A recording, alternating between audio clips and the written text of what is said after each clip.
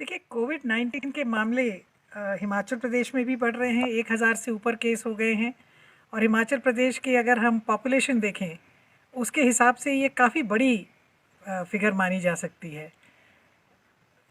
जो हमारे पड़ोसी राज्यों के मुकाबले अगर हम देखें, जहाँ की पॉपुलेशन हमारे से 5 गुना है, लेकिन वहाँ केसेस जो हैं हमसे उस हिसाब में, अनुपात में कम हैं। तो इस हिसाब से अगर हम देखें तो हिमाचल प्रदेश में जब से लॉकडाउन 1 चालू हुआ और लोगों की आवाजाही बढ़ी, तो केसेस बढ़ते जा रहे हैं और ये अभी अपने जिसको हम पीक कहते हैं उस पे पहुंचा नहीं है। मेरा ये मानना है कि जो होटल इंडस्ट्री को खोलने के आदेश किए गए हैं, ये आदेश तो अच्छे लगते हैं, देखने में अच्छे लगते हैं कि हिमाचल ने होटल इंडस्ट्री खोल दी, मगर इसकी वास्तविक स्थिति क्या है? वास्तविक स्थिति तो ये है कि इसके प्रोटोकॉल इतने ज़्यादा हैं कि एक्चुअली टूरिस्ट कितने आएंगे। जिस प्रदेश में लाखों की संख्या में टूरिस्ट आता है, मेरे हिसाब से अभी तक इंक्वायरी करने वाले लोग भी 1000 भी नहीं पहुंचे होंगे पूरे हिमाचल में। और यही कारण है कि शिमला मनाली दोनों के जो होटल एसोसिएशन हैं, उन्होंने इस जो आदेश है इसका विरोध किया है और इसके पीछे उनकी लॉजिक भी सही है।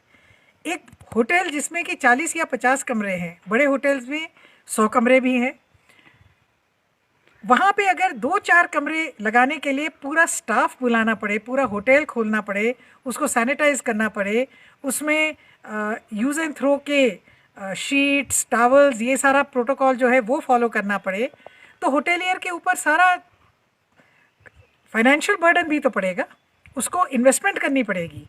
और जो सैलानी जिसने आना है, उसको 72 घंटे पहले नेगेटिव होने का प्रमाण पत्र भी लेना है, यानी टेस्ट कराना है। मिनिमम टेस्ट का रेट 2500 रुपये है। अगर 2500 रुपये में 4 का परिवार भी आता है तो 10,000 रुपये तो उसको पहले टेस्ट में इन्वेस्ट करने हैं, फिर वो उसको 5 दिन रहना अनिवार्य है। हो सकता है कोई वीकेंड में आना चाहे, हिमाचल प्रदेश में वीकेंड टूरिज्म बहुत ज़्यादा है, यानी कि फ्राइडे को आए और मंडे को चले गए। तो इन सब प्रोटोकॉल्स को देखते हुए मुझे नहीं लगता कि होटल इंडस्ट्री जो है वो खुल पाएगी।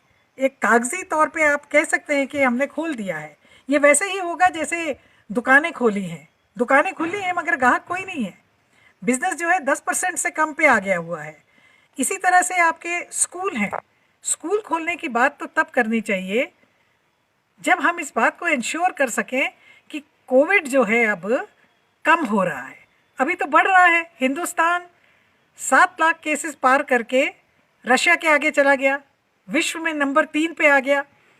और किसी चीज़ में हम नंबर 1 की तरफ नहीं जा रहे हैं, मगर कोविड के बढ़ते हुए केसेस से ऐसा लग रहा है, बढ़ते हुए जिस तरह से हम कदम देख रहे हैं, बहुत जल्दी हम नंबर 1 भी हो सकते हैं।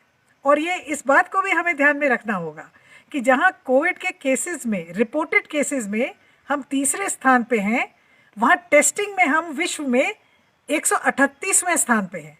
यानी हमारा टेस्टिंग का जो रेशियो है इतना कम है कि हम 138th पोजीशन पे है, 138। यानी कि अगर हम टेस्टिंग बढ़ाएंगे तो आप खुद ही अंदाज़ा लगा लीजिए कि असली आंकड़ा क्या है।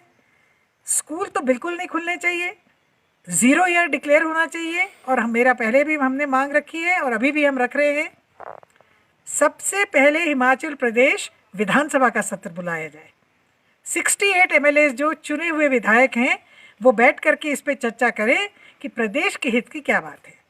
पक्ष के हों चाहे विपक्ष के हों, सबके पास कुछ अपने प्रदेश की भलाई के लिए कंट्रीब्यूट करने को है।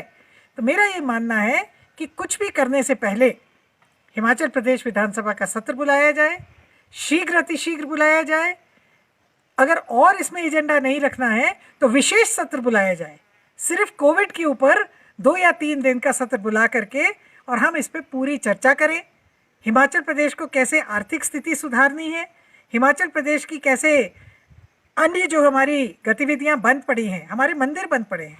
अगर हम अपने पड़ोसी राज्यों में देखें तो वहाँ मंदिर खुले हैं, वहाँ आस्था के स्थान खुले हैं।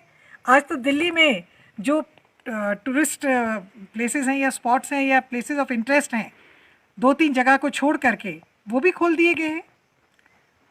आगरा के ताजमहल को छोड़ के, कुतुब मीनार और 2-3 जगह को छोड़ के सब जगहों को खोल दिया गया है।